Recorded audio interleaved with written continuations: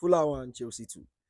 Actually, after that game, I was kind of thinking, how did we escape that? We are really lucky because that game has it looked like it looked like us for the past few weeks. Concede goal and boom, it's over. If you watch in the first few minutes of the game, we conceded and it was ruled and offside. You get me? And it felt like, yeah, it's it's like we are losing this match.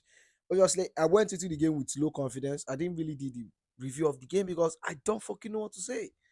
You get that's how much of like how much I've lacked confidence. And I've noticed a lot of Chelsea fans are kind of like mentally checked out about the club. A lot of Chelsea fans don't really pay attention about what is happening at the club. And I don't really blame them. Like, minus the fact that, I make videos, I have to like come and talk about it, or like make videos and give my opinion on it. I genuinely wouldn't, I would have like stopped watching Chelsea matches totally. But one thing I noticed is that it's not like we played bad. We really played well. We created quite a lot of chances. I've been what's his name? Pedro Neto's biggest critic. Like, like I don't really, it's not like I don't like him, but I don't like how he plays. But today, he played a lot of crosses for Nicolas Jackson. He played a lot of crosses for Nicolas Jackson. And before we even get to Nicolas Jackson, when I saw that lineup, I thought that lineup was really solid. Enzo Maresca went with, I think he got everything right today, in my opinion, from the lineup to like his changes. You get me? And this is one of the days where like I've been always like, uh, I've always said like he's not the man, uh, he's not the right man for the job for me. And it's not like I've changed my mind though. But one thing is that I've never called for his head. Okay, maybe I've said for him to be sacked, but I know sacking him, I don't even know what we're getting. So I think we should like stick to it. I don't think our coach is going, owners are going to, or the directors are going to go out there and get a world class coach to like replace Enzo Maresca. I don't see it happening. This is no longer a Abramovich era. So like I don't really see that happening. I think they will go in, get a yes man, anyone that is going to agree to whatever the fuck they are running in that club. But if you look at this lineup right here, I think the lineup was good. Robert Sanchez in goal, Kowi and Chaloba, James today, a right wing for everyone has been calling for. Cucurella, Enzo Fernandez, and Moises Caicedo, Madueke, Kopama, Neto, and Nicolas Jackson, who was really horrible in my opinion. Let's get back to Nicolas Jackson. In my opinion, that brother was really horrible in my opinion. Missed a lot of chances. And one thing is that we have always we normally make goalkeepers look what class. Look at Ipswich goalkeeper against us. It was looking like prime Manonua. Today he bagged 4 goals. Today he bagged 4 goals against Arsenal. A team without a recognized number 9. A team without a vocal point. Defensively, they are solid, and one of their players, one of the important players, important defenders, Gabriel Magalhaes, is out injured. And look at Leno today. We made Leno look like what class? Before 60 minutes, that brother have 5 saves. Sanchez, Sanchez is a fraud. But you see that goal, the goal that was not the one we conceded, that was ruled offside. The first goal was the goal, the first goal, which was counted. James, I think that it was James' fault in my opinion because he slipped. They got the ball, boom, boom, boom, pop, pop, pop, get into the 18, strike, bam, 1-0. I was like, fuck, man. I was like, we are fucked. I was like, we are finished, finito, end the game. Like, I was watching the game and I was like, God, I beg. And I was optimistic. I was hoping for something to happen. But when I think about it and I'm thinking of like who is going to do it, maybe Palmer thumbs up. And if you watch Palmer today, he was linking up quite well with Enzo. Sorry, Noni Madueke. But they are being double marked. There are 4 players in that right wing. And Pedro Neto had a lot of spaces. That brother, forget that he scored today, but I think he could have had 1 or 2 more goals, or even 1 assist if Jackson was clinical enough. Now, one thing I don't understand is that how Mark Cucurella can arrive late in the box, score goal for us, but Jackson can't do it. And I will not be stressing myself on Jackson because If I say, okay, substitute Jackson, who are we going to bring? Like, it's a shame that we have spent 1.2 billion and we don't have the two most important part of a team, the defense and a striker. If you have a good defense and have a good striker, you can win anything. You can win the league. We have none. We have nothing. We have nothing. I don't want to go to our backline. Our midfield is solid. Caicedo and Enzo Fernandez, who I think was really Enzo Fernandez has been solid. He has been solid. Like, generally this season he has been solid, but in this match he was solid. He has created a lot of chances, but we don't have players to finish it up. And this is where, when transfer opens, we talk about a striker that could score, a bagsman. If we have a proper bagsman in that team, I'm telling you, he'll be bagging goals for fun. He has players that will create for him. Palmer, Sancho, uh, uh, Enzo, Neto. If we have someone like Osimhen, Neto would be useful. He would be more useful. All those crosses that he hoofs in that no one gets to, at least someone will be there. And that's what frustrates me.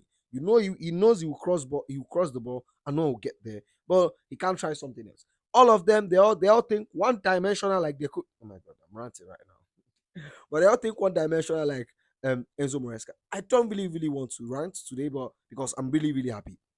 Honestly, I'll take it. I can't even remember the last time we won. Last time we won in our last three games. The last time we won was Tottenham. That was Tottenham. That was last month, bro. Last month. So, like, I'll take it, and I'm really happy. Thereabouts in top four, top five actually. Thank God the fifth place gets the Champions League. But that's where my problem begins. Like, are we going to finish up our game? Everton is coming. No one wants to play that team. Nobody wants to play that team. As shocking it might sound, David Moyes has picked up more points than Ruben Amorim since he returned to Everton. David Moyes has played against, I think they played Arsenal, they drew. Played Liverpool, they drew. Lost to Liverpool at home. David Moyes' side, they've been strong. He picked them up from. I think they are battling for relegation, but I think they are above Man U right now. If I'm being serious, they're above Man U right now. You get me? I'll take it. I'll let it sink in. I'll enjoy this win, but we scammed it. Like, I won't say scam because I think we played well. I think we deserved the goal. I think Enzo Moresca made some nice substitution in my opinion, bringing in Tyreek George, and to make the whole thing worse, Nicholas Jackson was in that pitch for more than 80 minutes. I think he was substituted around 85, and George came in. He scored within minutes. Someone that can actually strike the ball, someone that knows how to strike the ball. And the second goal, I'm not Pedro Neto's biggest fan, but boy oh boy, what a goal! I give it to him. Kudos to you. I think that was a fantastic goal. You get me? In as much as I'm not his biggest fan because of the way he plays, and I think that's the best thing I've seen him do since he arrived at Chelsea, bro. How he turned that ball and shoot it, bro. The keeper, whether Leno tried, he wouldn't have get to it. But we made Leno look like prime prime Peter Check. Let's check his total saves. I think he made total of 5 saves. Yeah, he made total of 5 saves in the match. Total of 5 saves. We made him look good. Our front line have a way of making goalkeepers look like they are world class, but they are nothing. They are nothing. Look at the Ipswich goalkeeper that the Palmer that saved the day for Ipswich. He went and he bagged 4 goals. Today, he bagged 4 goals. Not not full strength Arsenal. Not Arsenal with Bukayo Saka. He bagged 4 goals. And I'm really happy. I'm really happy. 4 points. I think let me see. What's our next match? Let me see our next match. I think we play Everton this coming Saturday and proceed to Liverpool. Bro, I just hope. I think if Liverpool wins the next game, I think they'll be winning the league. I just hope we jam in. I think we meet a Liverpool that is drunk, and we face Newcastle. Oh boy, Manchester United, and then Nottingham Forest. It's crazy, man. It's really crazy. I'm just hoping the only way we are qualifying for top four is or top five is if if teams around us are not good. And that is what I'm banking on. City to not be consistent. Newcastle to not be consistent. They lost this weekend. Aston Villa to not be consistent.